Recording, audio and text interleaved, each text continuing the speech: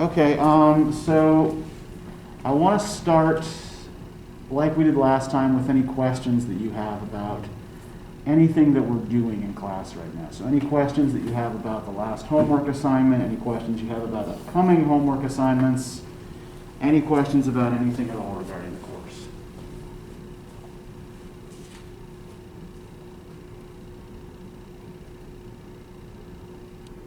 Does it have to be like a particular person, like first person, second person, third? Are you asking essentially like whether you're allowed to use I or not? Yeah. Yeah, so here's the thing about using I in formal academic papers, right? I know a lot of you were probably taught in high school not to do it, right? There's nothing really wrong with doing it, right? There is no rule that says you can't use the first person in an academic paper. The reason that we tend to discourage students from doing it is because we want you to be objective and we want you to look at the subject from a certain distance. And sometimes if you're using the word I too much, if you're looking at it, if you're writing in the first person, then you might be getting a little bit too close to your subject and to your own personal opinions, right? So there's nothing wrong with using I in paper. So I'm not going to mark you down for it, right? You're not going to fail an assignment because you use the first person. But make sure that you're not doing it too much and that you are still maintaining that critical distance from what you're looking at. Any other questions? No? We're good? Okay, so let's talk a little bit about the homework that you guys turned in on Tuesday. Overall, actually, like for a first assignment, you guys did pretty well, right? There are a couple of things that I noticed across the board that I'm going to suggest to help you with future assignments.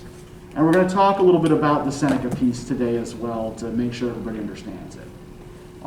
So first, one thing that you want to try to do is keep your scope small.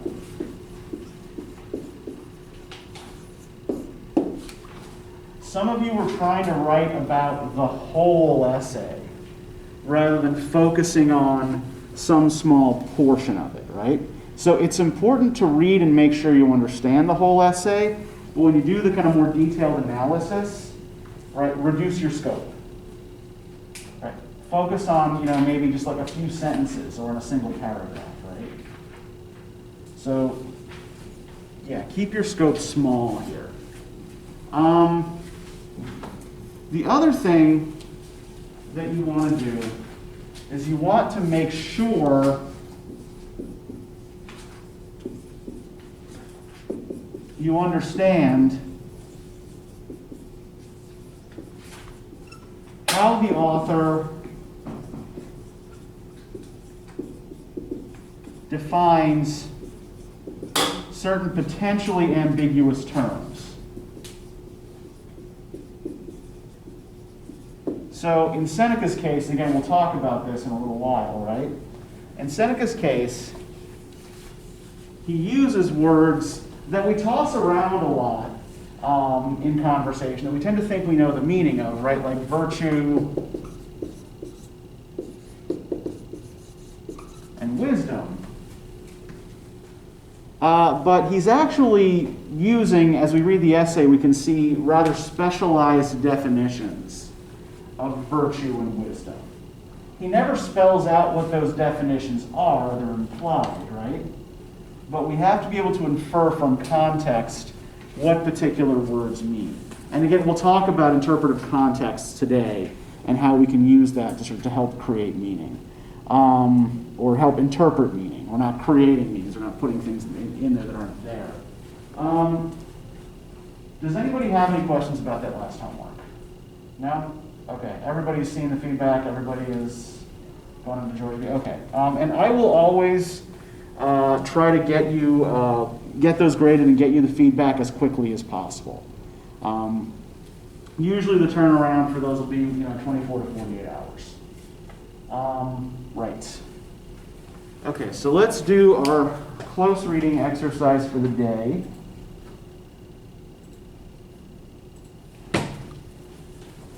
I'm going to put up a quote.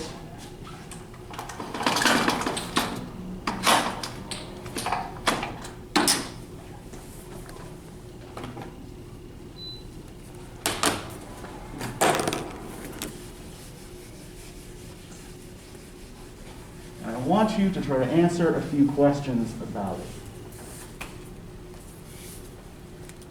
All right, first, as usual, you're going to go through and identify what the key terms are. Right. This gives you some sense of what's at stake in the quote, right? What this quote is primarily concerned with. Then you're going to organize those key terms into patterns.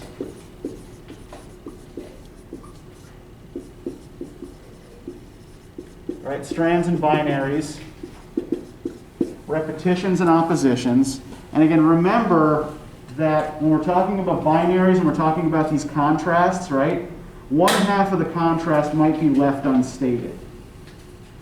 So you want to look at keywords here that have an opposite, even if the opposite isn't explicitly mentioned, right? It's still something that the author of the quote is clearly thinking about. Now, you also want to think about what else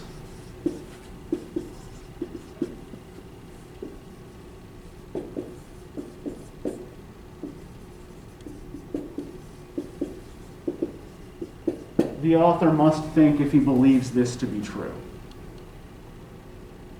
Right. What are the underlying assumptions here, right, that he's making about his subject? And finally, we want to think about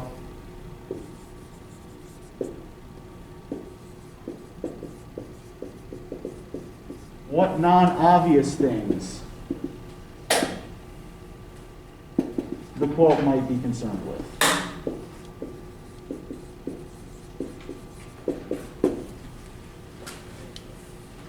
Okay, so go ahead, take a minute and just kind of work on these first two steps first. And then, we'll break and we'll talk about them.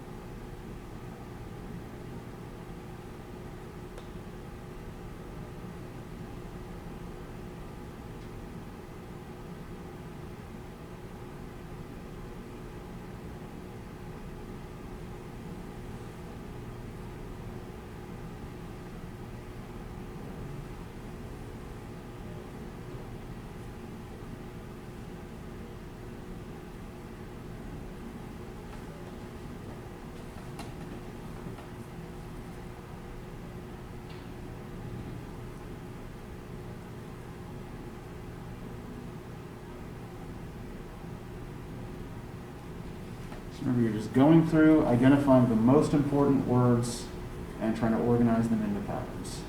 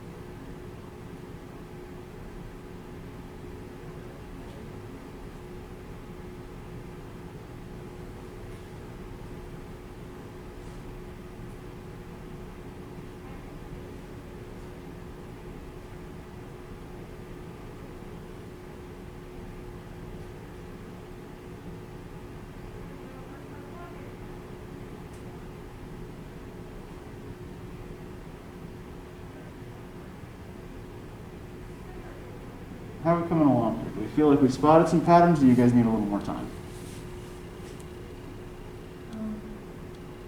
Well, I'm a strand. Pardon? I said I found a strand. Okay. Shoot. Ignorance. Okay. What was the second? I said ignorance was repeated. Okay, yeah, ignorance is repeated how many times here? Twice. Twice. Okay, good. Are there other related terms in that strand? Anti-intellectual. Okay, yep, anti-intellectualism.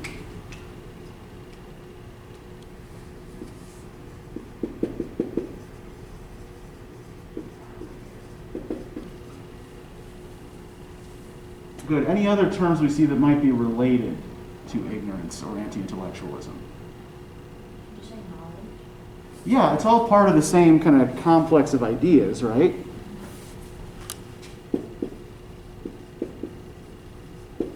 We could also reformulate this as a binary, right? Ignorance versus knowledge.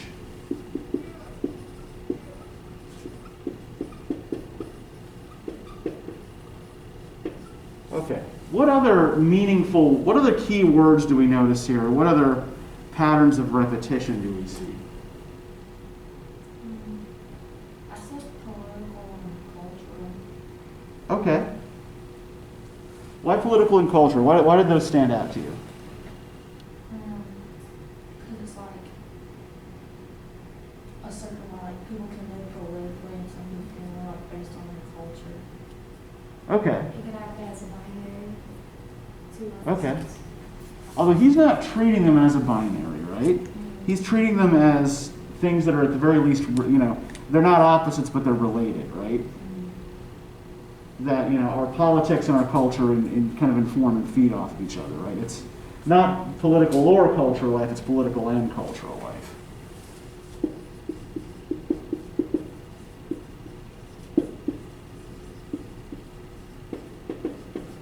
Could the last part, my ignorance is just as good as your knowledge, could that be a binary? Since it's ignorance and knowledge. Yeah, it's part of that ignorance knowledge binary, right? Definitely.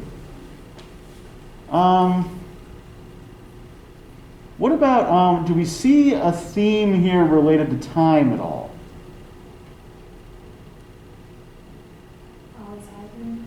Yeah, always has been. And then where would be the rest of that strand?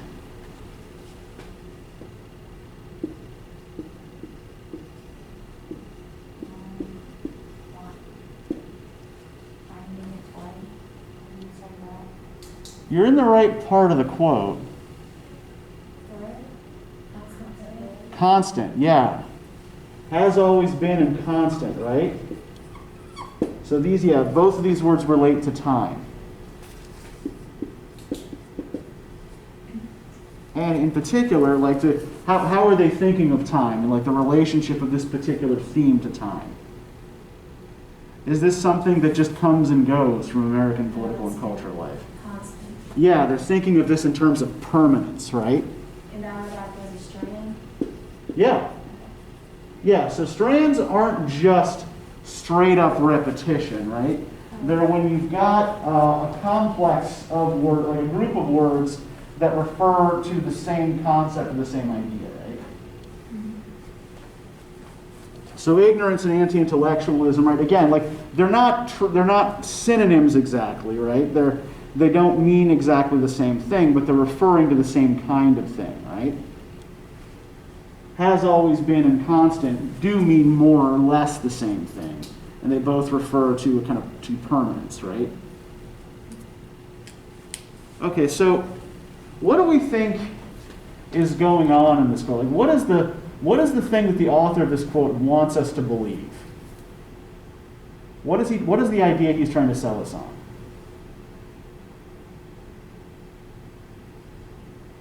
That people don't really know what's going on. Okay, why would you say that? Like, he says a false notion that democracy, like every nurture about a false notion of democracy. Uh-huh. Like, we think, like, there's democracy, but then there's people, like, higher up that know it's actually going on. Then there's, like, people that don't know what's going on. Okay, well, let's think about what he means by the false notion of democracy here, right? Can false be half of a binary? Yeah. If there's a false notion of democracy, what else must there be? There must also be a true one, right? Exactly. He doesn't state the true notion, right? So that's one of the implications we have to pull out, right? So that is an unstated assumption here, right? If there is a false idea of democracy, there must be a true one.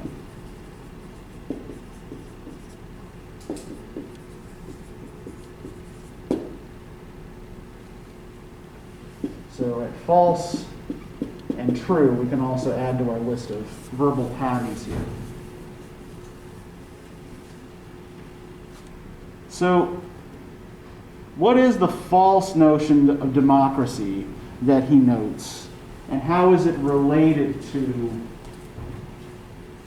what he said before here? To the strand in particular of ignorance and anti-intellectualism.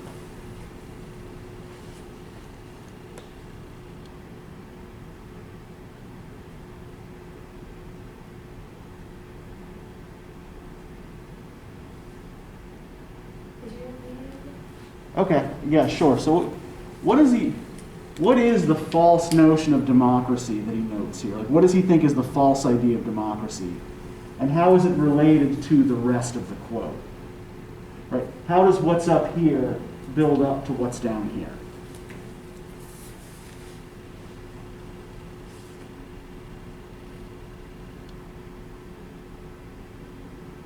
It would be like the false notion is like, I might not know it, but somebody else knows it. So, I don't know, something. Well, what does it mean when he says, my ignorance is just as good as your knowledge? What does that mean? If you say to someone else, my ignorance is just as good as your knowledge, what does that mean?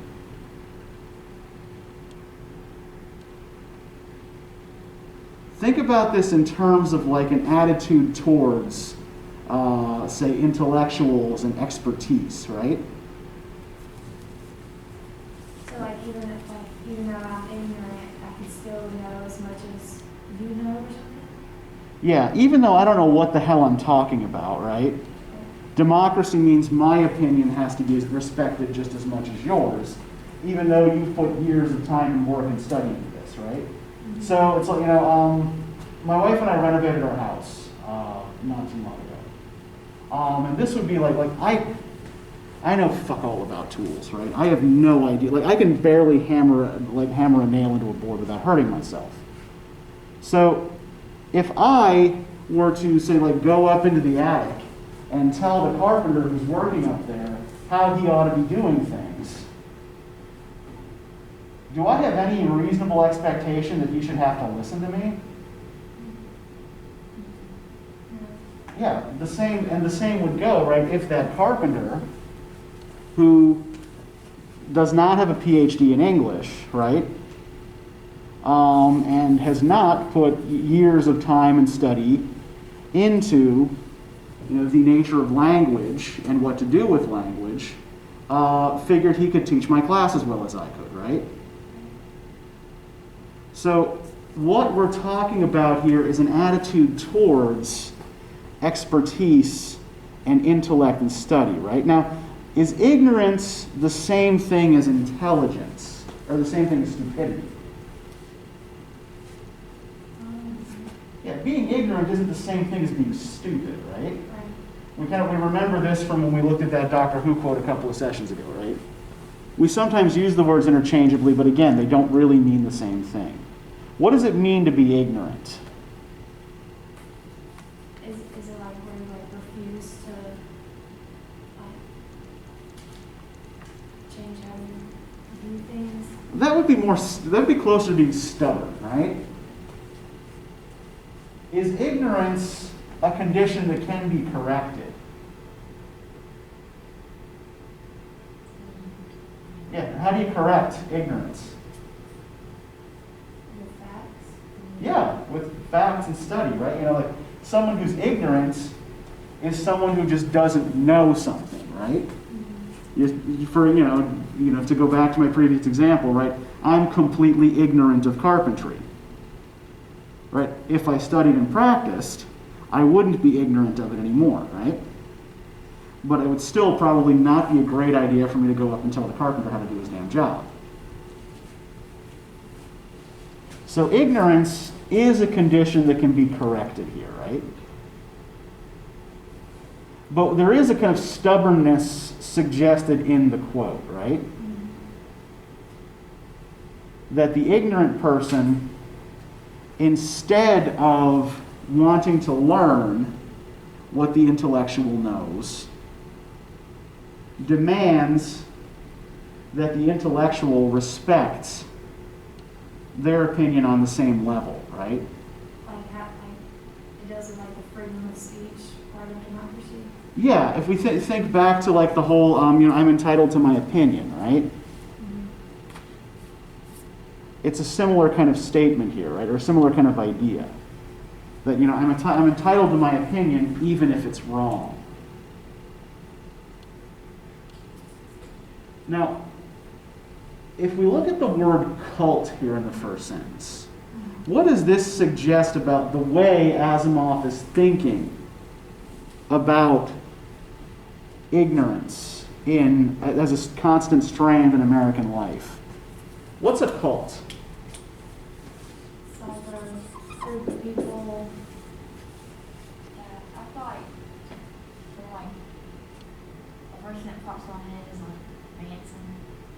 Okay. Because like they have like a way of life and it's different from everyone else, but also like if you try they're kind of strict about their beliefs, I feel like. Okay, yeah. When we're talking about a cult, we're talking about a group of people, usually with a set of particular religious beliefs, right? Who are outside the mainstream, but who are also incredibly dogmatic about their beliefs, right? You kind of they demand obedience to a particular set of beliefs. To me, cult has like a negative connotation to it. Yeah. Typically, we don't use the word cult to describe something that we like, right? You may belong to a particularly strict church, right? With a particular set of rules that does things like, shunning followers if they don't toe the line. But because that's your particular religious group, right? You're not necessarily going to call them a cult. So cult so whether or not something is a cult is a matter of perspective, right? Like outside looking in. Yeah, exactly. So cult here, is a word that outsiders use to describe a particular in-group. So could he not be from the United States or live in the United States? Oh, he was. Now, Isaac Asimov was an American science fiction writer. Now, he is the descendant of, I think, Russian Jewish immigrants. So, his relationship to American identity was sometimes a little bit complicated. The fact that he's calling this a cult, again, suggests an outsider's perspective looking in, right? He's not including himself in this group. Right. So if he's not on the side of ignorance and anti-intellectualism, what then must he be on the side of? Knowledge. Yeah, on the side of knowledge and study, right? And promoting intellectual growth. So then how does this relate to his idea of what the true democracy must, or the true notion of democracy must be? Does he think the true notion of democracy is respect for everybody's opinion equally, even if those opinions are badly informed?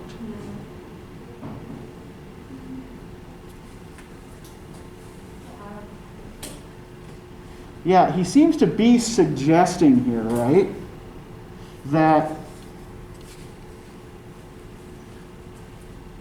the true notion of democracy as he sees it is one in which expertise is respected.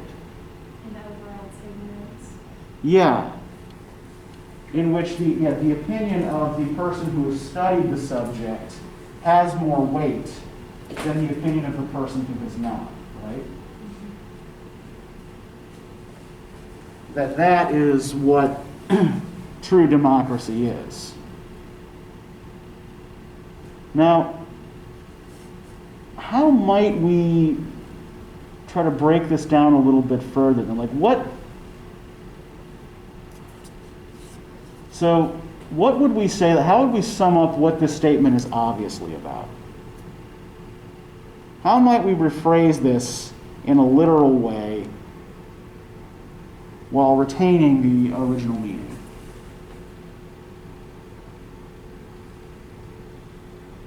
Like in the United States, democracy means that ignorance and knowledge go hand in hand.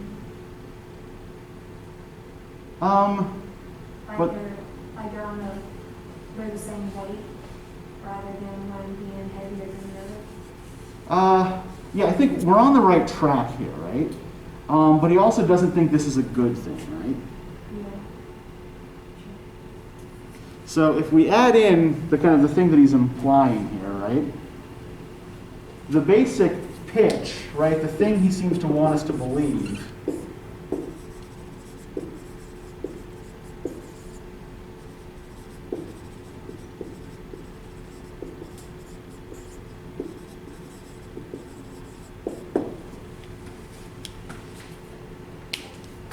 is that respect for intellect and expertise is an important part of a well-functioning democratic society, right? So,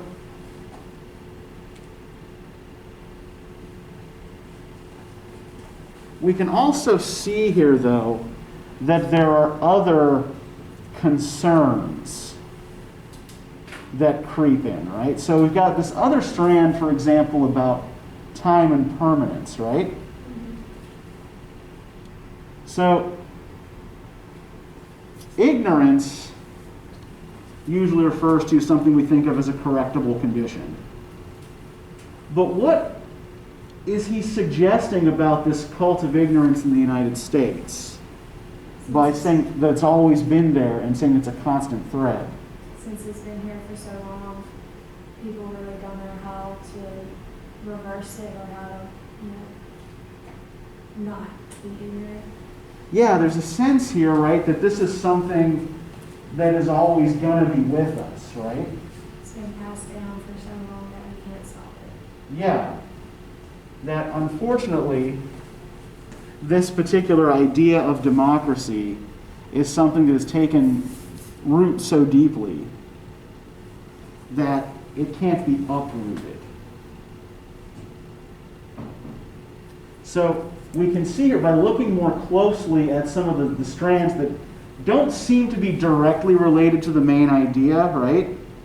We can pull other kinds of meaning out of this. And that's the big thing that we want to be doing when we're trying to close read something, right? Think about it in terms of, there's a formula the textbook gives you.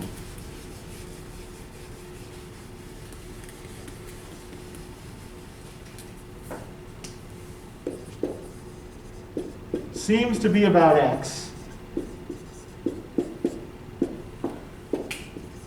but could also be about Y.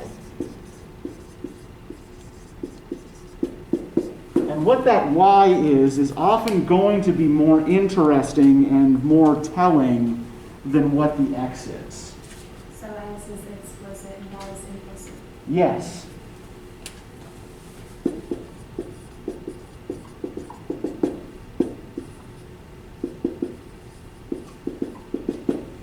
So we could say, right, that this seems to be about democracy and ignorance, but is really about permanence, right? We can go back to some of the other quotes that we looked at as well at the beginning of class. Or if we go back to that Jonathan Swift quote, with the strange creatures that turn out to be human beings, right? It seems to be a parody of scientific language and zoology. But one could argue that it's also about lack of self-awareness, right? Because Gulliver doesn't recognize himself in those creatures. So lack of self-awareness would be the why. If we go back to the Hobbit quote from last time, it seems to be about language, but could also be about the importance of context, right? So the big thing that we're going to want to be doing with just about everything we read is looking for whatever this why is. And there's not going to be one correct answer, right? There's never going to be one absolute right answer in a class like this. So we're going to have to hold in our brains two seemingly contradictory ideas, right? First, as I just said, there is no right answer.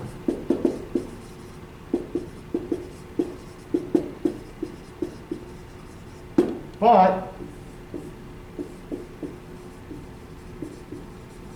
some answers are better than others. And so what we're going to be trying to do with everything we read is coming up with the best answer that we can. Right? Coming up with the answer that accounts for as much of the evidence as we can muster. Right? So our interpretations have to be based on the available evidence and nothing more.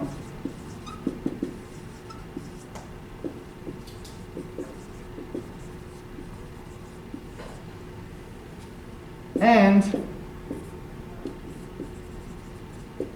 they must be plausible, right? That is, they must be something that another person looking at the evidence can agree with, right? That it's not something that's just sort of coming out of our own private psyches, right? So for example, if I looked at this, and I saw the word cult, and I inferred that Asimov was talking about his own personal experience with religious cults, based on what I have here, is that a plausible interpretation? No, I have no evidence of this, right? I have no evidence that Asimov ever had any direct experience with a religious cult. So I can't add things to the evidence that aren't there, right? Then I'm making up a story. I'm not analyzing what's in front of me. So does anybody have any questions about any of this so far? Okay, everybody's good, everybody's with me. Great. So the other thing that we always need to consider, and we're going to start applying this to the Seneca essay in a minute,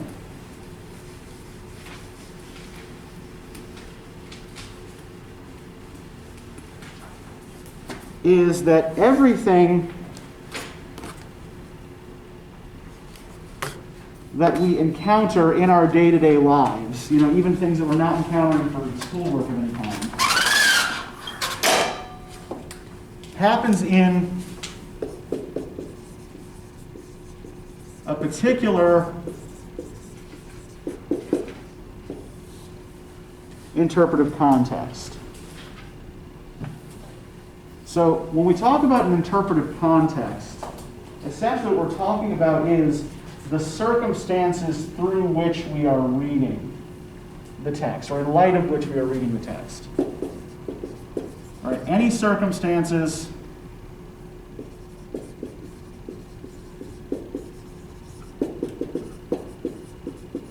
that inform our reading of the evidence.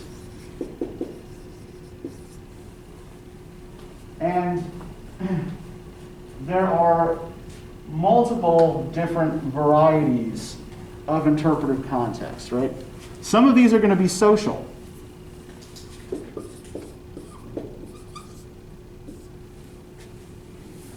Right? Are you going to focus on the same things if you are watching a movie with your friends or if you're analyzing that same movie for a class. You might hit on some of the same stuff, right? But probably not, right? Because the social frame in which you're experiencing the movie is different in each case, right? There are also what we call disciplinary contexts, right? Each academic discipline has its own way of looking at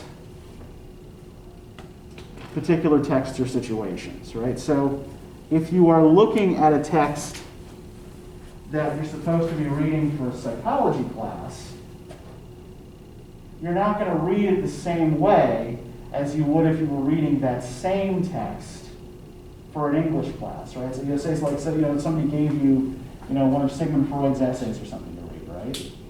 So if you're reading that in psychology class, you're going to be analyzing it much differently than if you would be if you were analyzing it in English class.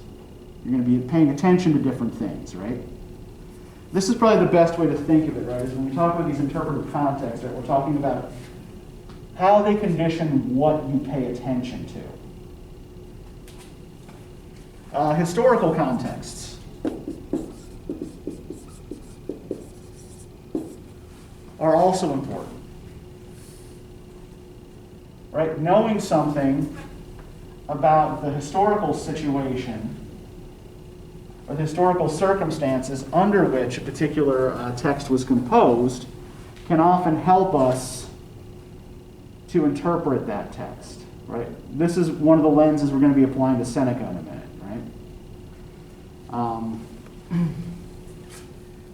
So we belong to any number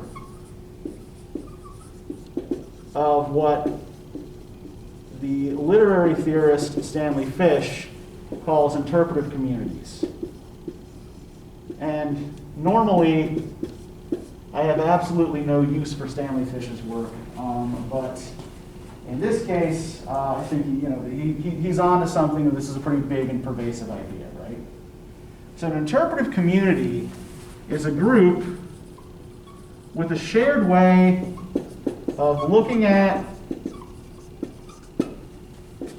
and talking about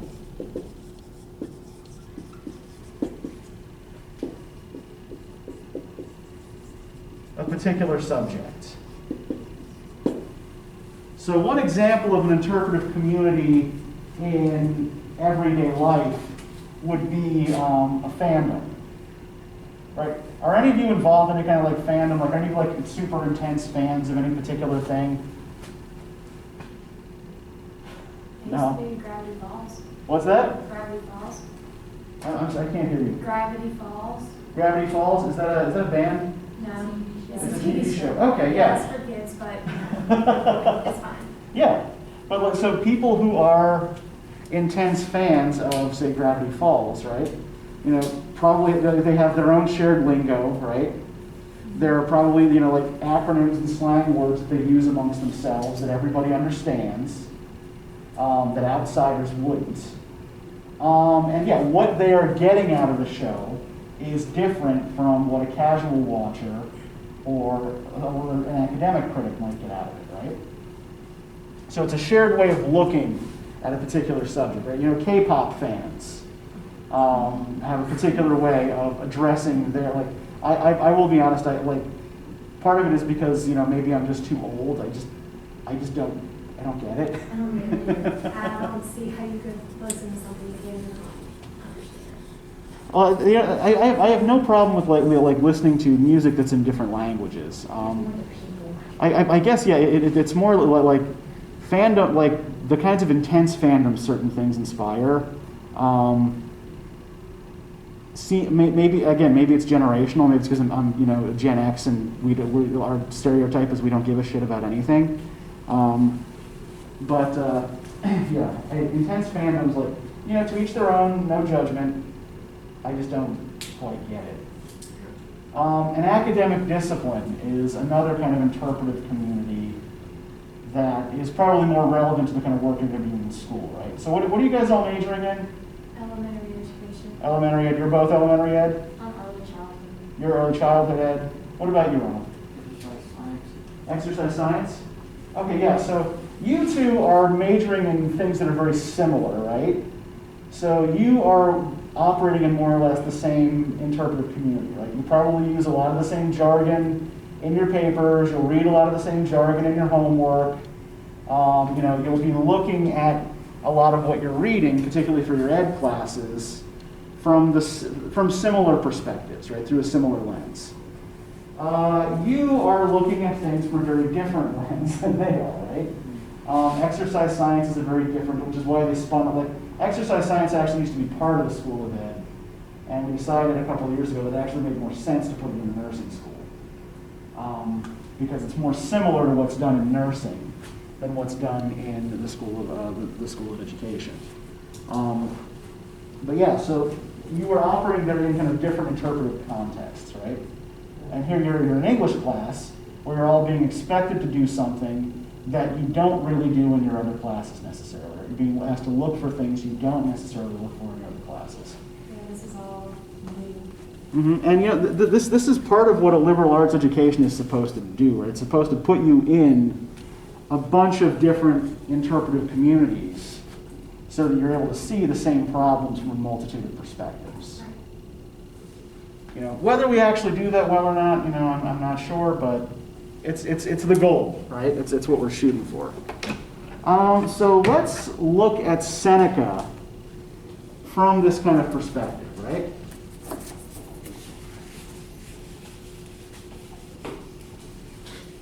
So Seneca is a scholar, philosopher, poet, and playwright of the early Roman Empire. By early Roman Empire, I mean like the early imperial period, not the republic. So Seneca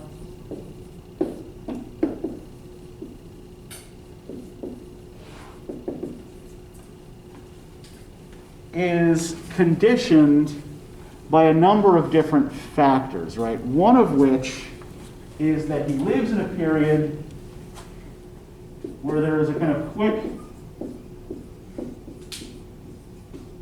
succession of emperors, right? 3 emperors in a relatively short period of time.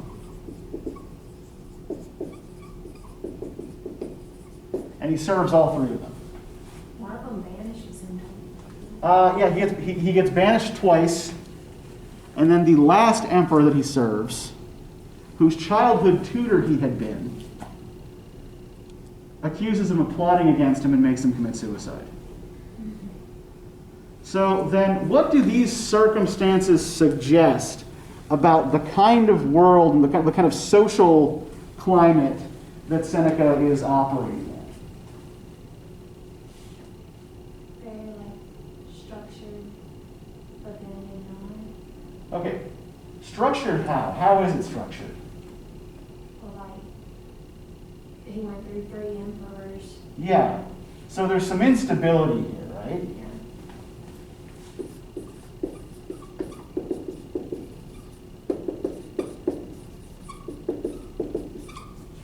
Yeah, he lives through a good bit of political instability, right? And his relationships with all of these emperors, Rocky. yeah, are rocky, right?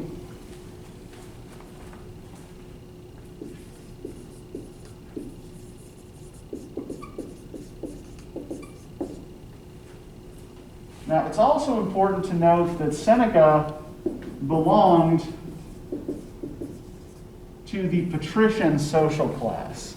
I don't know how much you guys know about Roman history, the extent to which any of you studied it in school. I'm guessing from the shaking of the head that you did not. So nobody knows what a patrician is. It's okay if you don't.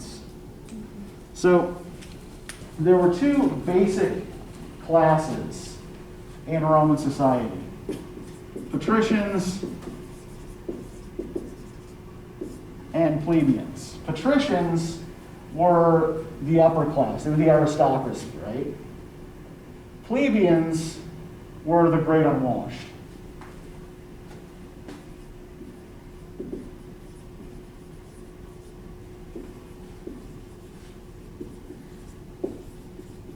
So, Seneca, being so close to power, and also being a famous writer, was someone who enjoyed a great deal of wealth and influence. So, this class perspective also colors the way he views the world, right? So, if we look at the basic binary that we see in the title of the essay, or really the letter that you read, liberal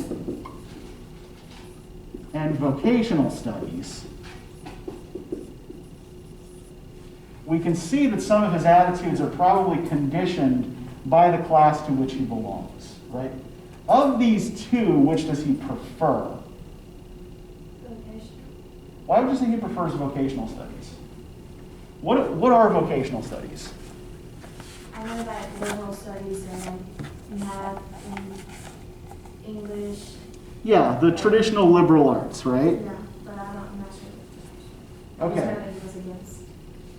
Okay, so does anybody know what a vocation is? So if you go like to vocational school, what does that mean? Is it like kind of like electives almost?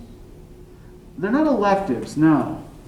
Focuses on like one thing. Yeah, if you go to vocational school, I guess maybe we call it tech school now more frequently, right? So vocational studies are studies that are focused on a specific career skill, right?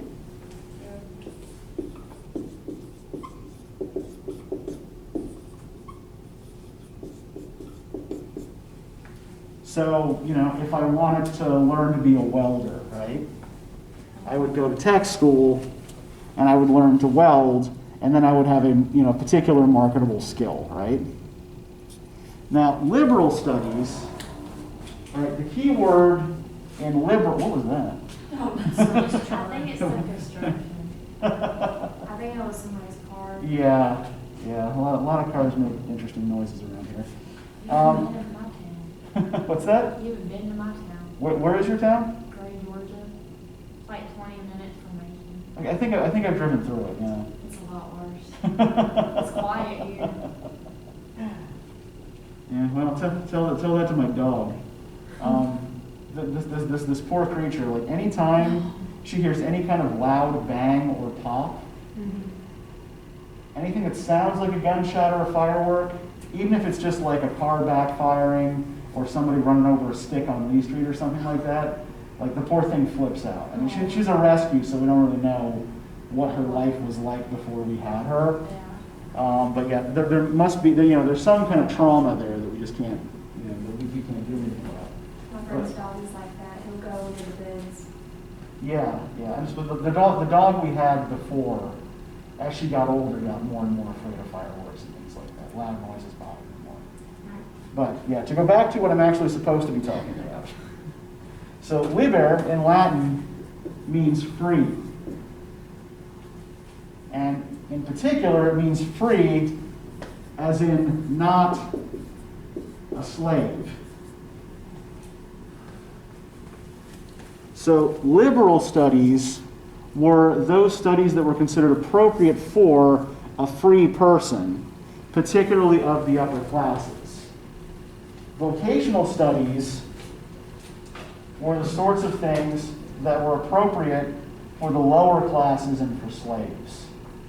Even though there were actually a lot of slaves in Rome who were highly educated, in particular a lot of Greeks who had been enslaved and were often tutors to the children of aristocrats, teaching, though they're not themselves free, these skills that are expected of a free person, right?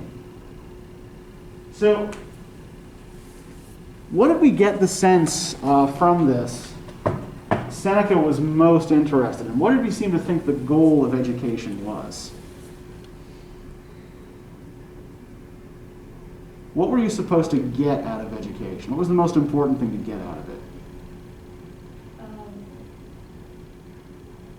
like finding out who you are as you, like self. Okay, yeah, self-knowledge is part of it, right? Self-awareness is part of it.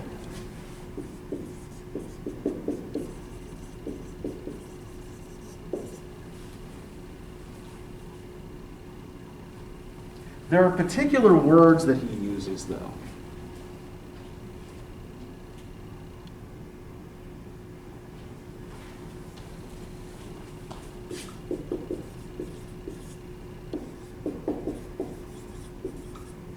Virtue and wisdom. Now, what do we usually mean when we talk about virtue? What's virtue? What does it mean? What is a virtue? What does it mean to be virtuous?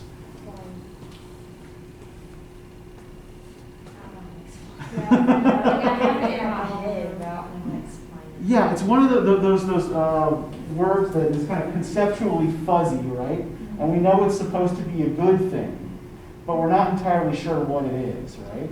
Yeah, I feel like whenever you say virtue, I just think of like glowing inside of a person. That's what it means, like, you're kind of a good person. It just means, like, you're good-hearted and stuff like that. Yeah, we use it kind of generally to mean goodness, right? And this is where interpretive context matters as well. The Romans actually usually meant something more specific by it. Virtue was behavior that was appropriate for a man.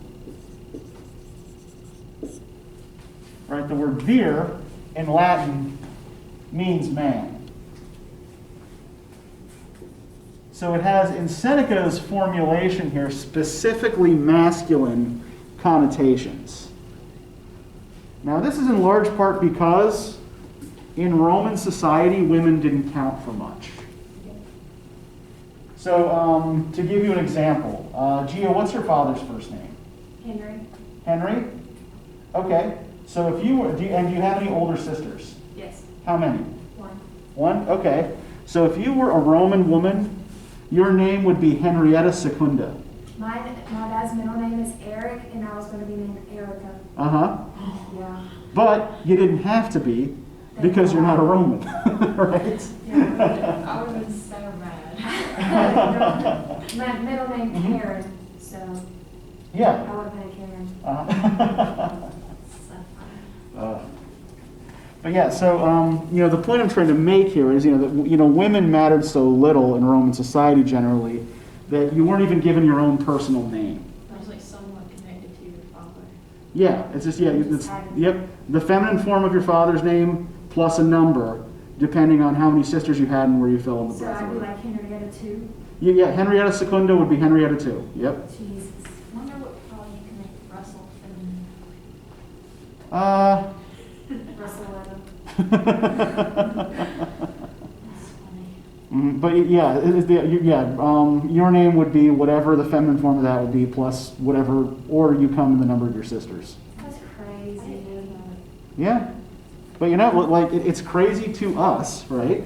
It wasn't. But yeah, but it's not. Yeah, to them it's just it's normal, right? It's the circumstances that they live in. That doesn't make them right or just or fair, right? Right.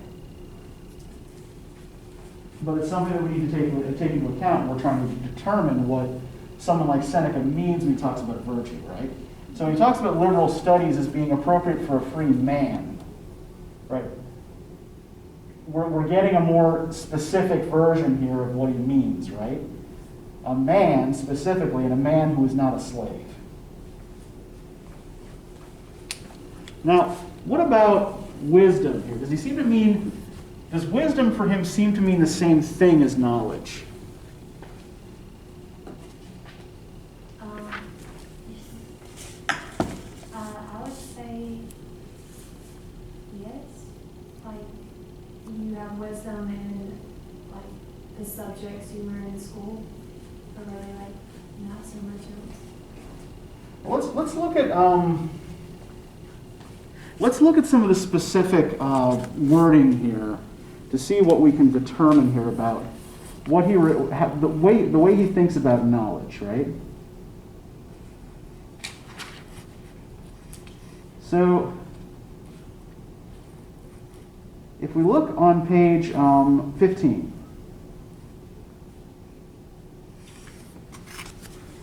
right, so he notes the various things on the previous pages that the liberal arts teach us, right? So if you do literary studies,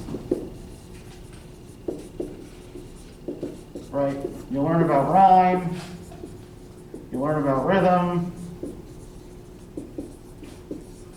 and how to write poetry, things like that. If you study music, then you learn about harmony, scales, modes, things like that.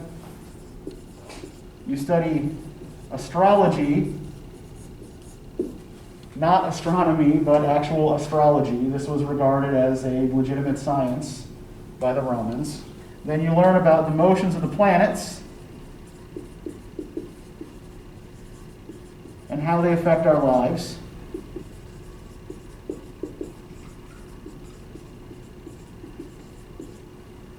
So this is all stuff that would constitute knowledge, right? But let's look at the first paragraph on page 15, right? There is nothing small or cramped about wisdom. It is something calling for a lot of room to move. There are questions to be answered concerning physical as well as human matters, questions about the past and about the future, questions about things eternal and things ephemeral, questions about time itself. On this one subject of time, just look how many questions there are. To start with, does it have an existence of its own? Next, does anything exist prior to time, independently of it? Did it begin with the universe, or did it exist even before then on the grounds that there was something in existence before the universe? There are countless questions about the soul alone, where it comes from, what its nature is, when it begins to exist, and how long it is in existence. Whether it passes from one place to another, moving house, so to speak, on transfer to successive living creatures, taking on a different form with each, or is no more than once in service, and is then released to roam the universe. Whether it is a corporeal substance or not, what it will do when it ceases to act through us, how it will employ its freedom once it has escaped its cage here, whether it will forget its past and become conscious of its real nature from the actual moment of its parting from the body and departure for its new home on high. Whatever the field of physical or moral sciences you deal with, you will be given no rest by the mass of things to be learned or investigated. And to enable matters of this range and scale to find unrestricted hospitality in our minds, everything superfluous must be turned out. Virtue will not bring herself to enter the limited space we offer her. Something of great size requires plenty of room. Let everything else be evicted and your heart completely opened to her.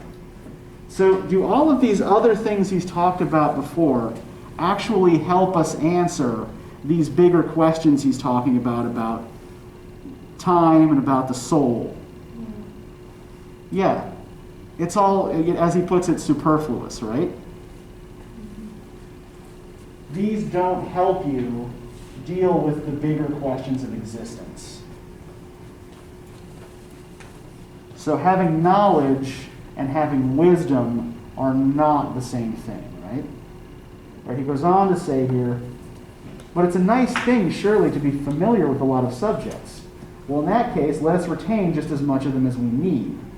Would you consider a person open to criticism for putting superfluous objects on the same level as really useful ones, by arranging on display in his house a whole array of costly articles, but not for cluttering himself up with a lot of superfluous furniture in the way of learning?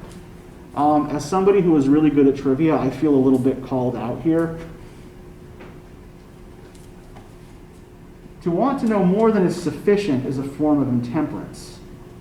Apart from which, this kind of obsession with the liberal arts turns people into pedantic, irritating, tactless, self-satisfied bores, not learning what they need simply because they spend their time learning things they will never need. Ouch.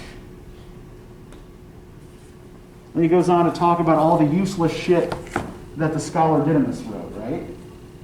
So what does filling up our heads with knowledge do to us? Makes us forget the stuff that we learned. Yeah. I can't remember half the stuff I learned in like High school? ninth, 10th grade. Uh-huh. I mean, it's like popping up, because like I took Algebra 1 in ninth grade, and I'm in Algebra 1 now, so it's like popping up on me. Yeah, sure. And, you know, like, yeah, and like a lot of, most of our knowledge gets reinforced by practice, right? And if, you don't use it, you do tend to, maybe not lose it, but it definitely kind of sinks back into your subconscious, right? Mm-hmm. And it won't come back until something triggers it. But I think, It won't come back.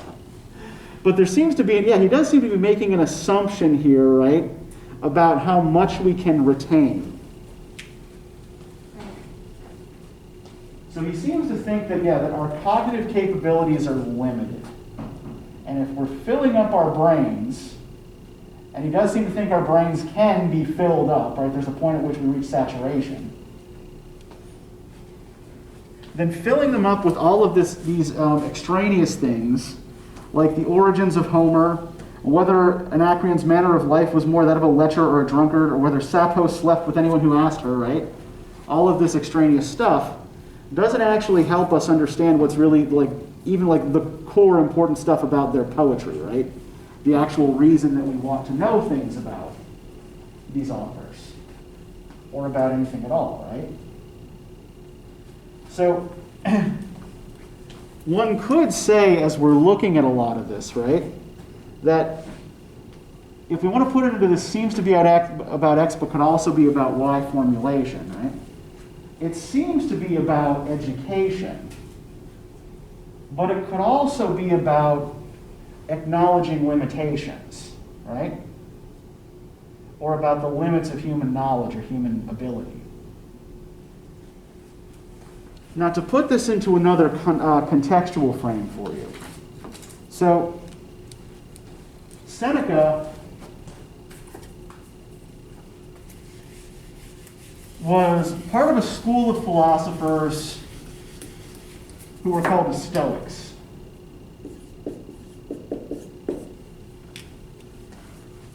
Have any of you guys heard of the Stoics before, or Stoicism? Yeah, you probably heard the word, right? Yeah. And if you want a more full explanation of it, I've put on the Georgia View page a couple of podcasts that explain what Stoicism was all about, and that would even tell you a little bit more about the life of Seneca. But when we talk about Stoicism, we tend to be talking about a kind of emotional response to the world, right? That someone who's stoic is somebody who bears up under a lot of pressure without expressing a lot of emotion or complaining, right? Somebody who just kind of puts up with shit. In the history of philosophy, though, Stoic means something more specific. So these are the basic tenets of Stoicism, right? First, and most importantly, that you should attempt to live in harmony with nature. Right? That what you do should not upset the balance between human life and the natural world, right? Second, that the highest good is the pursuit of wisdom. Wisdom. And that wisdom, as we can see in the way Seneca keeps talking about excess and why having too much of anything is bad. Right. Wisdom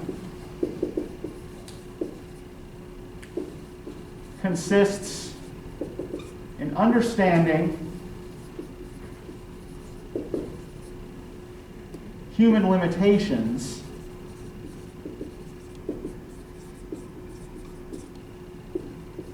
and learning to live within them.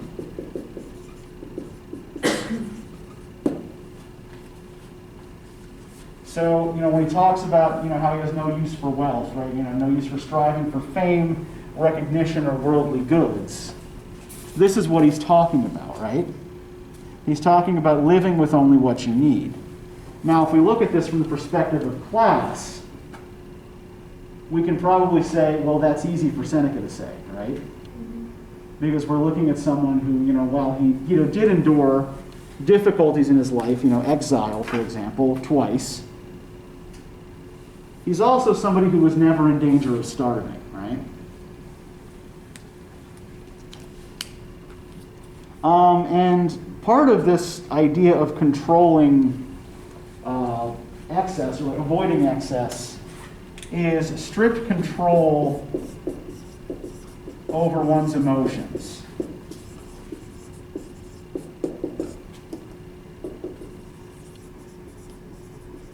Right, so this is where our modern definition of Stoic comes from, right? This idea that you're somebody with a great deal of control over their feelings. But it's part of this larger philosophical idea, right? It's not just, bearing up under pressure, right? This is really, in a lot of ways, kind of the least important part of this. So, the basic point that I'm trying to make here, right, is that looking at Seneca through these particular interpretive lenses, right, through the society that he lived in, the philosophy that he subscribed to, the historical circumstances in which he moved, right, helps us pull things out of this essay that we probably wouldn't have seen, that we probably wouldn't notice if we didn't know this stuff, right? And so one of the things we're going to be doing to a lot of the readings that we're going to be going through over the next couple of sessions is trying to apply appropriate interpretive contexts to them to help pull out meaning. So we're running out of time here. Does anybody have any questions about anything? I know it's like off topic, but kind of not. But why did the emperor tell him he had to kill himself? Like, why couldn't He believed that Seneca was plotting against him. Yeah. This was actually people who served Roman emperors ran a lot of risks. In part because one, the country was, the entire empire was basically run according to the whims of one person. And if that person happened to be extremely paranoid, which was pretty common because members of these imperial families were always plotting against each other, exile, execution, and forced suicide were always risks that you ran. So it is interesting to note, I think, that as he's writing all of this kind of stuff, he's always looking over his shoulder, right? The shadow of death is always hovering near, right? One wrong word or one wrong step, and the emperor is going to do something about it, right? And Nero, the emperor who ordered him to commit suicide, was known as particularly unstable and particularly prone to shifting, basically shifting his favor among different favored advisors, right? And when somebody was out of favor with Nero, things got very dangerous for them. So, did Seneca, do anything to make him feel like that, or was he just feeling like that because he was paranoid all the time? Yeah, it's hard to say because we have so little real concrete evidence from that time, but there's no evidence that Seneca was actually plotting against Nero. He may have been trying to regulate some of Nero's excesses, and Nero interpreted that as plotting against him. But we, again, that's just the kind of guesswork I just told you not to engage in. So, Yeah. I was just essentially, there's no good way to answer the question based on the evidence. I'm really nosy. Don't call it nosy, call it curious. Yeah.